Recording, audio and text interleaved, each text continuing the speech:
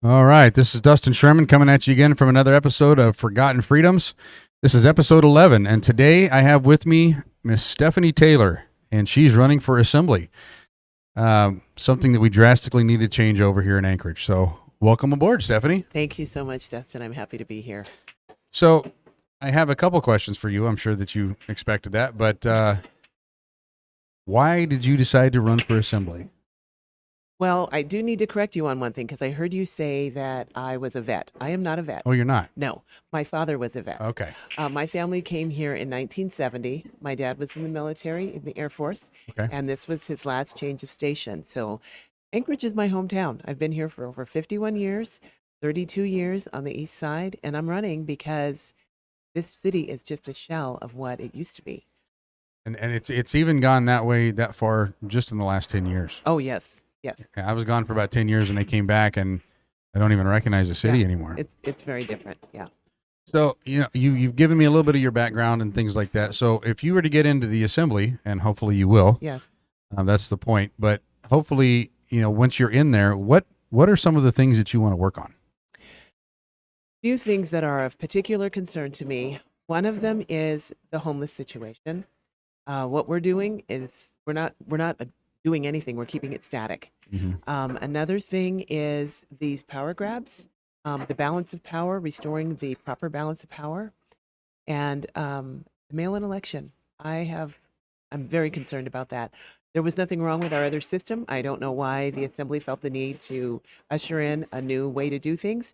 Seems like it's taken something very simple and made it very complicated. Well, that and, now it takes, 2 weeks to find out who the winner is? Right. And then the integrity. People are questioning the integrity of our elections. Right. Well, what do you think about the new, I don't know, you can correct me if I'm wrong. Does this affect you or not? Does this, I don't think it affects the city. I think it's more state, but the new election system that they're doing, Ranked choice voting. thank you. Yes. Well, let's put it this way. I was working on the No On 2 campaign. Good. I think it's a train wreck. I don't know what it's going to look like. It is just on the state level. It's not for the municipal elections. But there is so much confusion with the whole system, and there's no way to do a hand count. You can't do a recount by hand. Right. It's too complicated. So that is concerning to me. Well, and last I knew, they had a little trouble doing a recount the last time anyway. They didn't Right. count all the votes, right? Right, For the right. school board. Oh, yes, you're Yeah. right. Yes, that's right.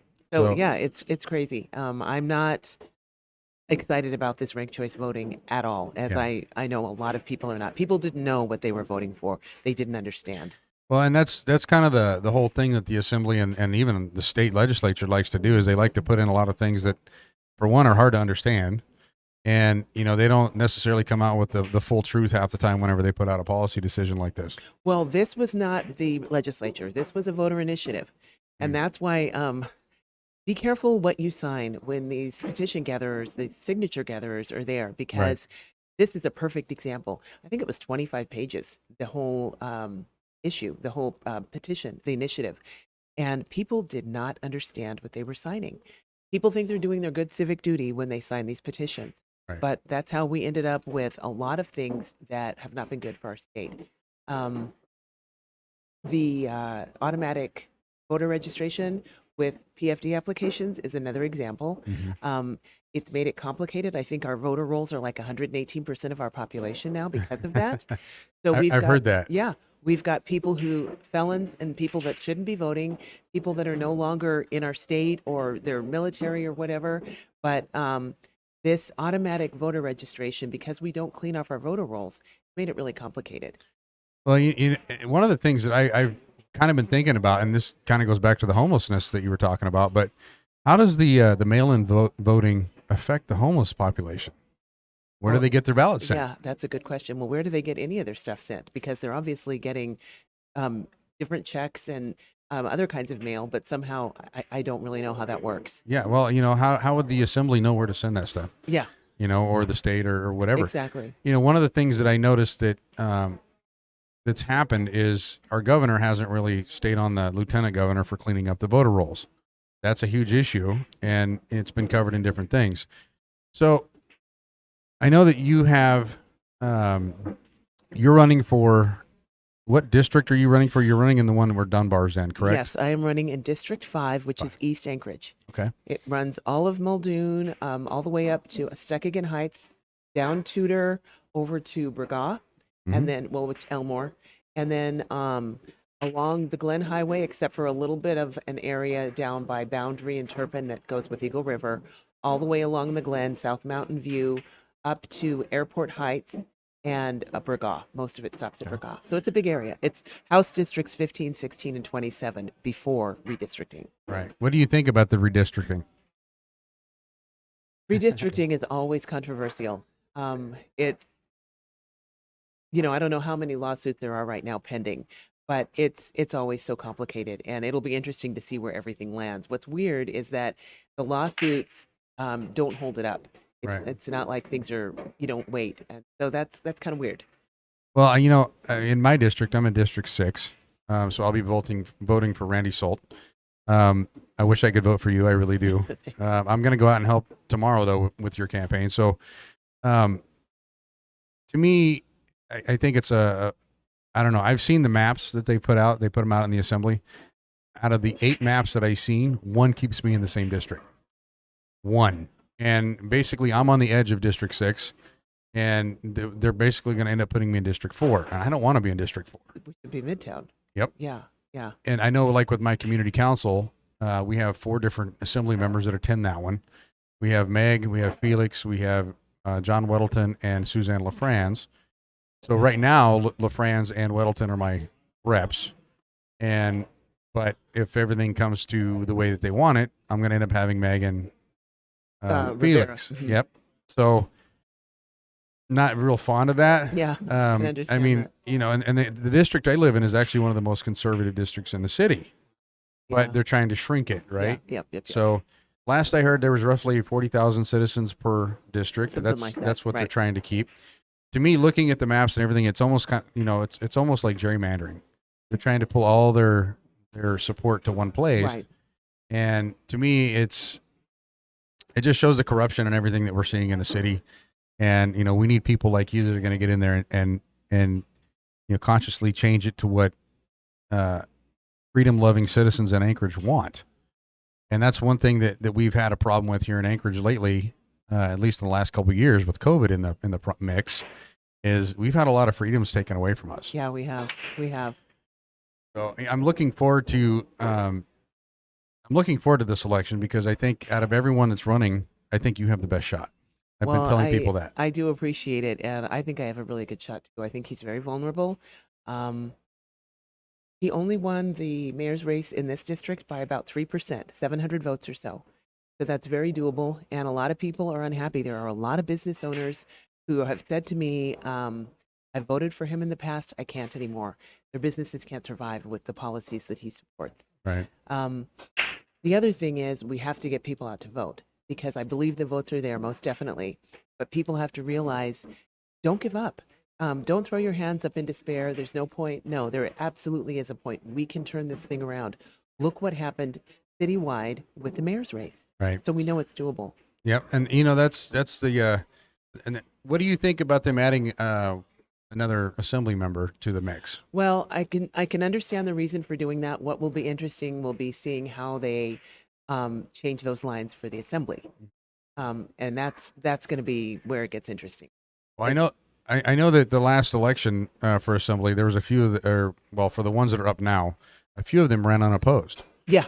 Yeah. So Weddleton ran unopposed, Constant ran unopposed, and I thought there was one more. Wasn't there a third one? I can't remember, but I think what has happened, after what everybody has seen over these last couple of years, it's awakened people.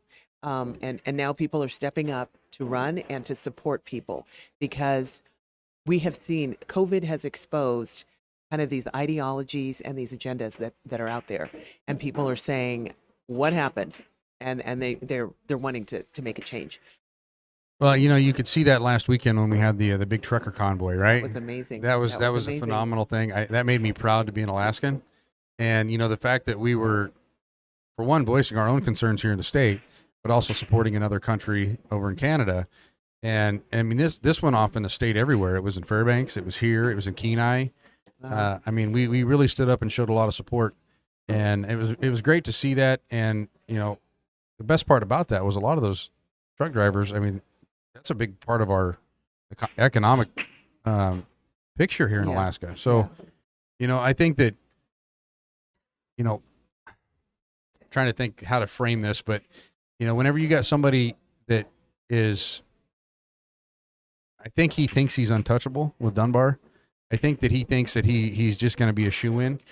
But- I think he used to think that way, but after last spring, I don't think he thinks that anymore. This would be 3 strikes if we can take him out this time. He lost to Don Young, he Mhm. lost to Dave Bronson, and if we can take him out one more time, maybe he will run for his. Well, that's I like how you framed that. That was pretty good. There's not just him in there. We got a couple other assembly members in there that we need to get out to, and I think the toughest one to probably beat is probably going to be Meg. What do you think about that? I think it's between Meg and Perez Verdia, Okay. those 2 seats. I think Kathy Hensley has a great shot at this. The recall election, I think, doesn't reflect that district. Okay. So, yeah, I think Kathy has a really good shot at this. And people are vague. People are just tired of the stuff that they are doing. It's just kind of across the board, and the arrogance and just kind of almost the disdain that they seem to have for their constituency. Well, if you've ever gone into the assembly and you've testified in front of there, it almost becomes a thing where we know that they're not listening. We know that they've already got their agenda set, and we go in there and everything we do it falls on deaf ears. It's gotten to the point now where when I go to testify, I don't testify for them. I testify for those that are watching. Right. Because you can go on the assembly YouTube, and there's usually between 150 and 200 people watching, and not all of them are on their side. That's right. They've shut the comments off. That proves that it's not all on their side. Yeah. So Cancel culture. yeah, I mean, and that's what they're trying to do across the board. And we've had a few business owners here in Anchorage that have gone into the assembly, and they've been canceled. Honestly, the nasty 9, I think, is what they've been termed now. Is I haven't heard that one. Okay. they tend to gang up on a business person if they've gone in there and showed their dismay and what the assemblies made the decisions on. And for me, I'm a big Second Amendment guy. Mhm. When I started first going into the assembly, it was because they were working on trying to pass some red flag gun laws, and I was the first group. We were going to go in there. It was during the first summer lockdowns where they wouldn't let us go in. My group was the first group locked out. So that to me, well, you can't do this. That's what it felt like to me. And I was like, well, I'm going to do it anyway. Mhm. So there's only been a handful of assembly meetings I've missed since then. That's 2 years. Wow. Good So, for you. I go in there and sometimes I go in there and it's more of a, I don't want to seem like I'm threatening because I'm not a threatening Right. type of person. But there comes a point when, enough's enough, and you have to get, certain things across, and you're looking, and when I talk to them, I make eye contact. And that's one thing that I want people that testify to do. You need to make eye contact, and you can tell real quick who's listening and who's not. Right. And, some of them go in there, their posture shows that they don't care. And that's frustrating for anyone that goes in there. But remember, anytime you go into the assembly, when you make a testimony, you're on the record. Right. And It matters. it absolutely matters. Yeah. And, even if they vote against you, if there's 1,000 of us and maybe 20 or 30 of them testifying and they still do it, that shows the corruption. Right. They're not listening to the people. That's right. So we need people like Stephanie to get in there that will listen to her constituents, that will pay attention to what's going on and try and right the ship, because right now the ship is sinking. Yeah. So That's a good way to put it. it's, are there any certain policies? We mentioned homelessness. Is there any certain policies or anything that you want to change in the city, or is that, getting in there is the first thing? That is the first thing. And I know that, it's a big learning curve. There's so many layers to every issue. And I think, people talk about crime. Part of the reason that crime is, on the rise is because of the homeless situation, because they cannot enforce laws that are on the books. Right. And if we're going to have these laws, and we're not enforcing them, what's the point? Right. And so we've got to get a handle on that whole situation. We've got to get, everybody needs a bed. We've got people dying in parks, freezing to death, losing limbs to frostbite. This is not compassion. So we've got to figure out a way to, we need to have compassion with accountability. They're not mutually exclusive. So getting a handle on that. The mail-in voting. I would love to see us go back to in-person voting in November. Yeah, I agree with that 100%. And I don't know. I think that there's so many, and I think that the assembly's made this like this. There's so many different things, that they've thrown at us so fast. Where a lot of us are trying to sit back and catch our breath. And, if you're paying attention to the assembly, it's like, they've got so many things in the works, and, a normal person can't keep up with most of it. Well, I think they know that their time is short, so they're trying to push through as much of their agenda as they can, as quickly as they can. Let's hope that that's the case. Yeah. I mean, there's a lot of things that they've pushed through since I've been going to the assembly.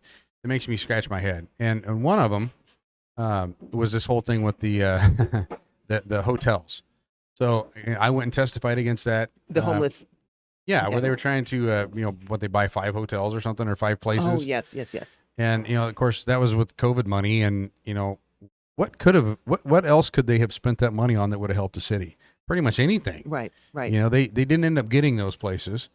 Where did the money go? That's a good question. Did it go back in the, in the municipal budget, or did we have to give it back to the feds? No one knows. Right. No one can seem to answer that. Right. I know a couple of the buildings had to have major remodels done. Yes. And it would have ended up costing us way more money than what it did. But the Golden Lion was the one that kind of made me scratch my head. The location and everything else. Yeah. Yeah. Let's put a homeless shelter right on the busiest street in Anchorage. Right. And expect these people to, be safe and not step out on the street and get hit. Right. And that corner is the worst corner in Anchorage. Yeah, it is. And there's no way to cross that. It's crazy. It's such a busy intersection. Plus, not to mention the fact that the neighborhoods, the people in the neighborhood surrounding it, just overwhelmingly were against it. Yeah. And they just ignored that.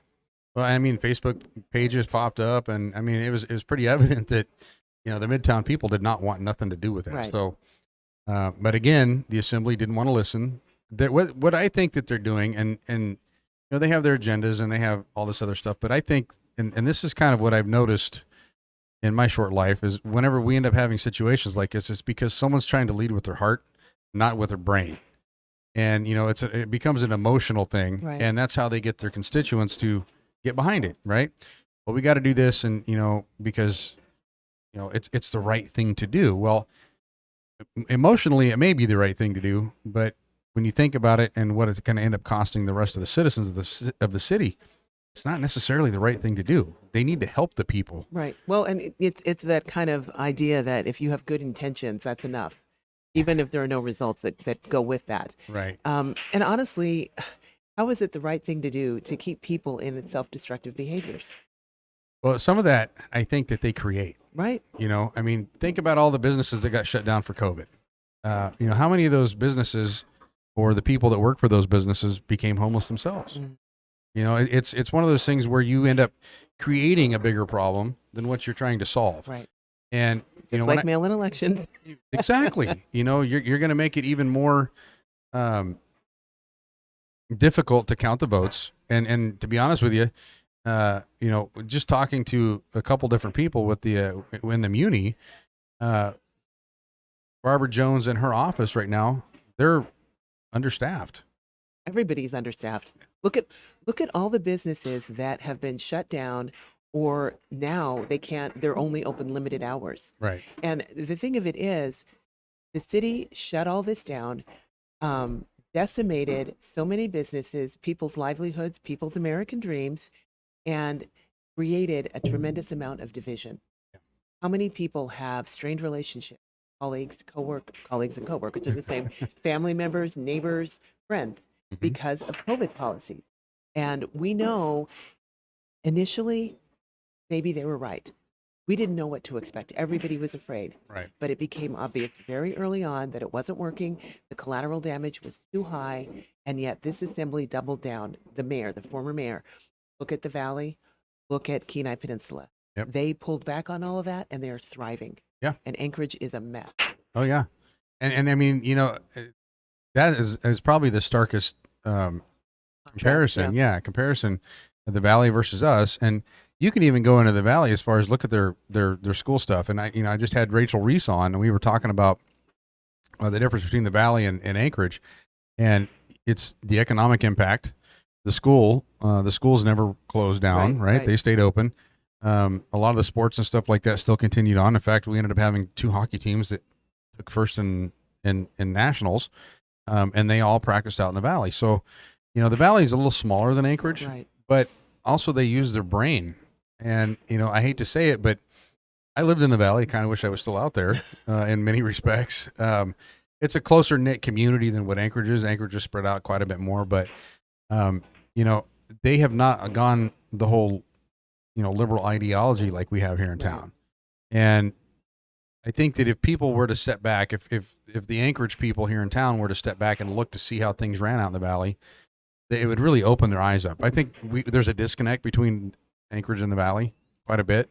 And even when I was out there, it's like people out there didn't want to come to Anchorage if they didn't have to. People in Anchorage don't want to go to the Valley if they don't have to.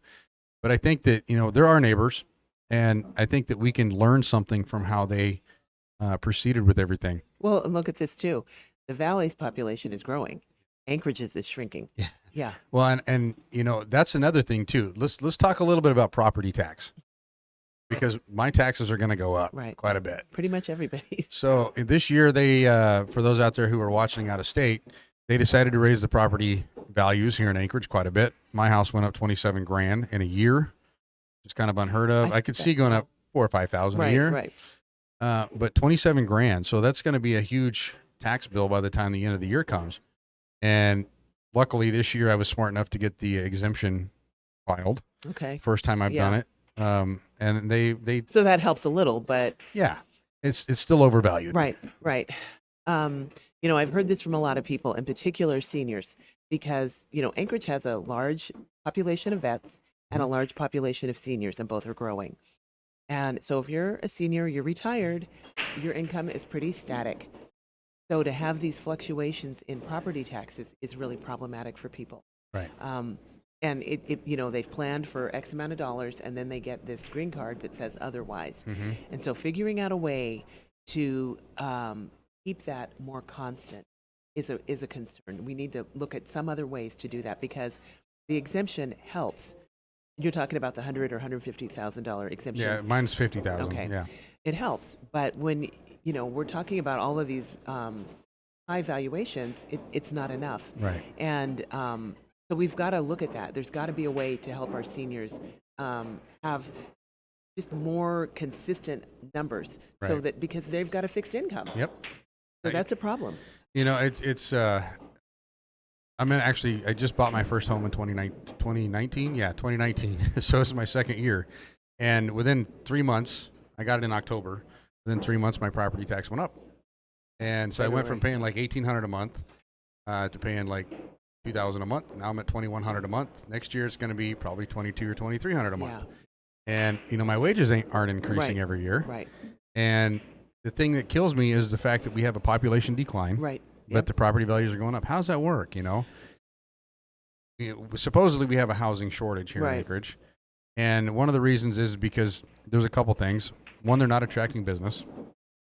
Good point. Yes. I've been screaming this for about the last 6 months. They're actually pushing businesses out. They're not bringing businesses in from out of state. And the industries and stuff like that, we have a lot of things that are in disrepair. We have the port's bad, right?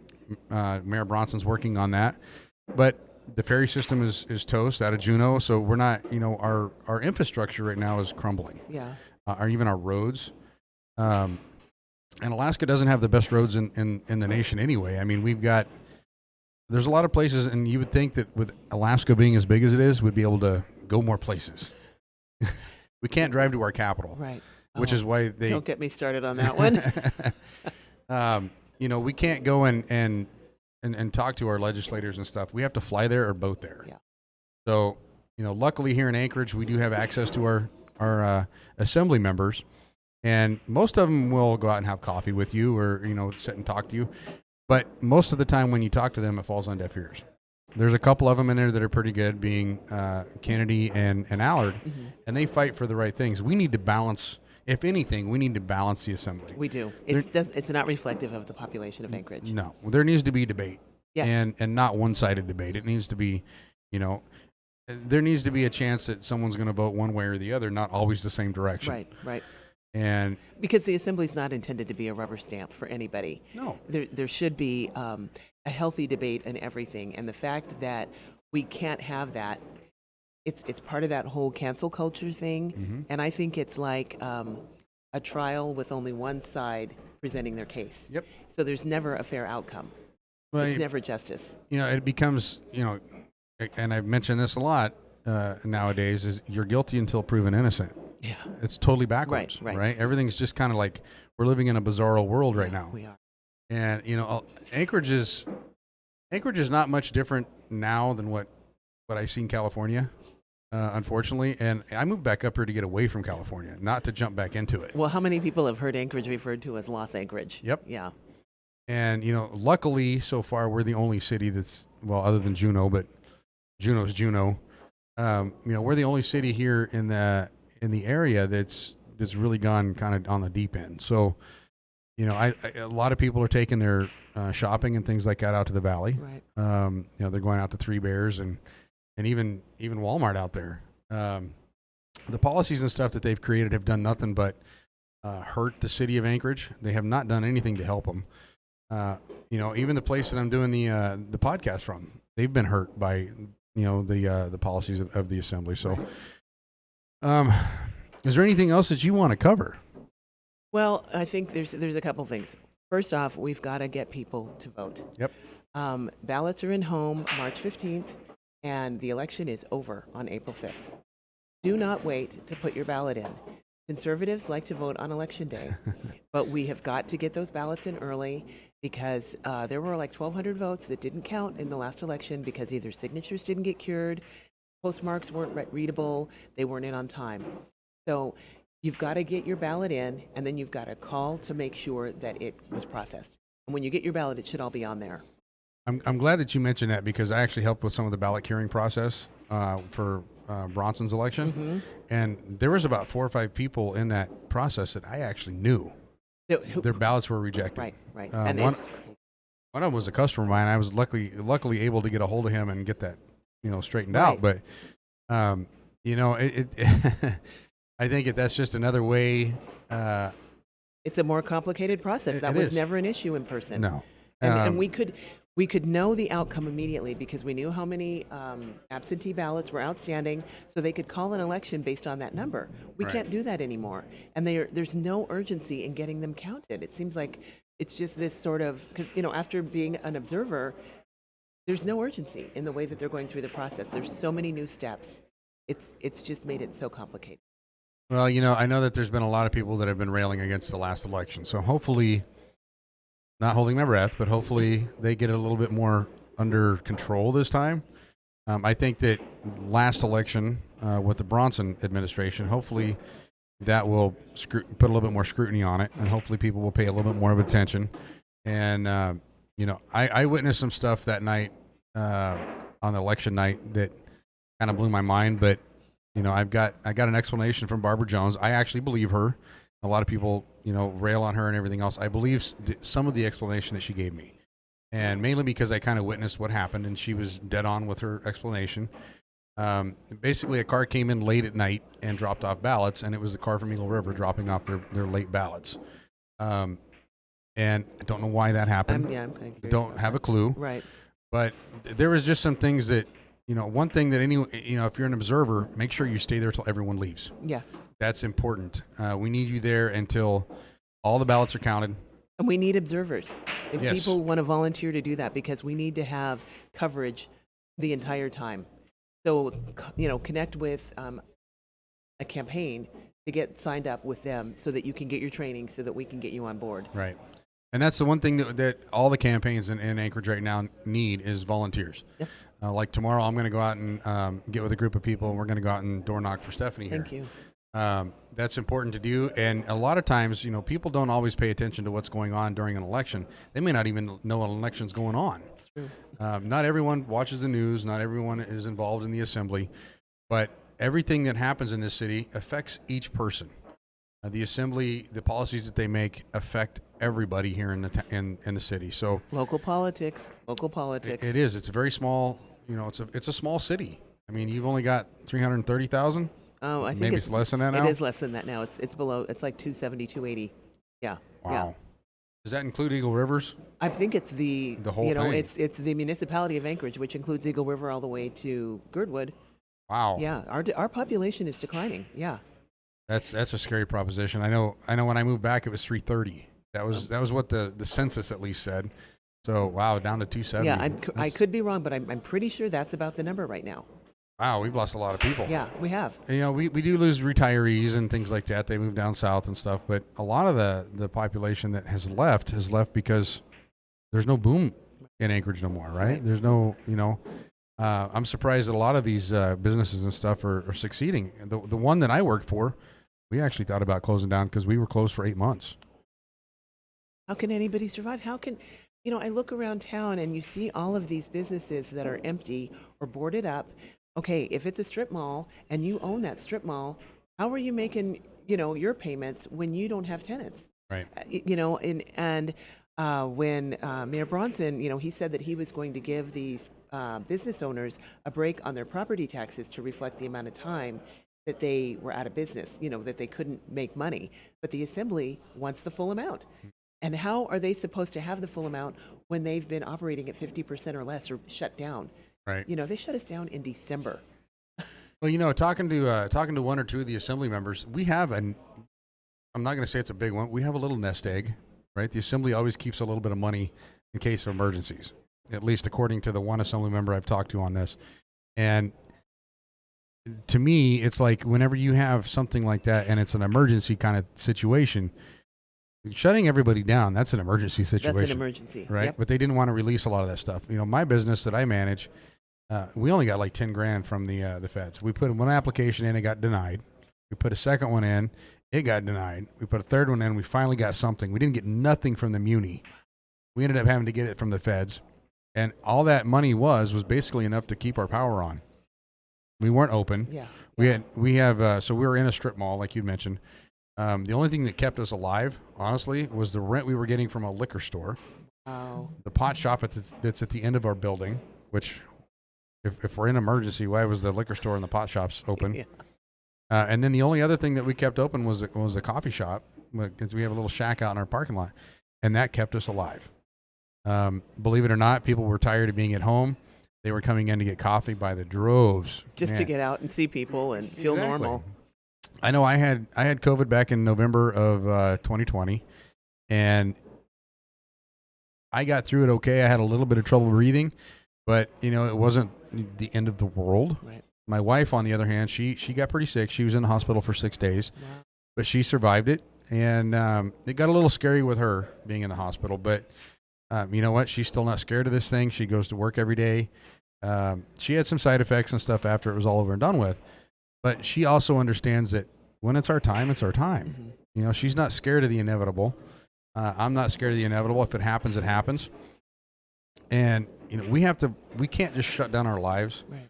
on something that might happen. Well, what's one thing that has I just haven't been able to get my head around. Where is the outrage at China for unleashing this on the world? When you really stop and think about that, people are angry about all these other things, but there's no, it's like it just happened, and now everybody else is the bad guy, because if you don't want to wear a mask everywhere, or you don't want to get the vax or whatever it is, you're the bad guy. Right. When this was unleashed on the world. Yeah. And you know where our first case came from, right? In Alaska? It was a cargo pilot from China. Yep. And the crazy thing about that, we were extremely unprepared in Anchorage anyway. Right. So he landed here. He left the airport, and he got to a hotel. He felt sick, so he called. So he's already dealt with people in the airport. He's dealt with the people at the hotel. The hotel. Right. Now he's calling the fire department. They were not prepared for this. So they showed up. they ended up taking him to the hospital. He got checked out. Yes, he had COVID. And then he goes out, and next thing you know, it starts to grow, right? So he should have never left the airplane, honestly. He was still well enough that he could have made it back home, and they could have dealt with him there. But I talked to a couple people that actually dealt with him. They were firefighters, and just the whole situation on how everything proceeded with that blew my mind. We knew it was exploding across the world, right? But here in Alaska, we were just very unprepared for it. And one of the things that kills me was we spent a lot of money on the United Airlines Center, right? Getting it prepared and everything else for overflows and stuff. I remember that. Even down south, they had ships on the coasts and everything else, and they never used them. Right. And then we keep getting told that we're out of beds. Well, not really. We have the whole airline center down here that's been plumbed in with oxygen and all this other stuff. Come to find out, they didn't have enough nursing staff. Right, it was staffing, yeah. So, we were lied to in a lot of different respects on that. So I think that, having some clarity and having people in there that are willing to do the right things, like Stephanie and hopefully Randy and hopefully the other two candidates that we have that are running, we need to make the assembly balanced. And I look forward to this election, and I look forward to helping as much as I can. And you got any closing thoughts? Yeah, can I just Sure. kind of plug an event we're doing? Absolutely. February is Black History Month, and so to celebrate Black History Month, our campaign is showing the film Uncle Tom, the film produced by Larry Elder, and it really kind of highlights the Black conservatives in America. Great movie. It is a good movie. We're doing that Friday night at the D Street Theater. Okay. Yes. And you can get tickets on my website. It's a small theater, so there are limited seats, but tickets are available on my website. There's actually a graphic that's out on Facebook. It's been blasted out there, and there's a QR code because it goes to a specific place on the website. Okay. So my website and my Facebook page are stephanie4FORAK.com. So, and if you're interested in volunteering, if you'd like to make a donation, if you'd like to get a yard sign, you want to host an event, anything like that, you can do all of that through the website. Okay. Very, very nice. So for those out there who have not had a chance to meet Stephanie, she is probably one of the most personable candidates or people here in Anchorage that I've ever met. So I was very, very, very much looking forward to having you on today. I know we tried to hook up last week and things just kind of snowballed out of whack, but I am very glad that we were able to make it up and have you on today. Thanks. I appreciate it. For anyone else out there that wants to get in on the conversation, make sure you hit me up, and we can get you on the show. Again, the name of the show is Forgotten Freedoms. This is Stephanie Taylor. I'm Dustin Sherman, and we're going to go ahead and sign off for the day. Thank you. Absolutely. You guys have a good night.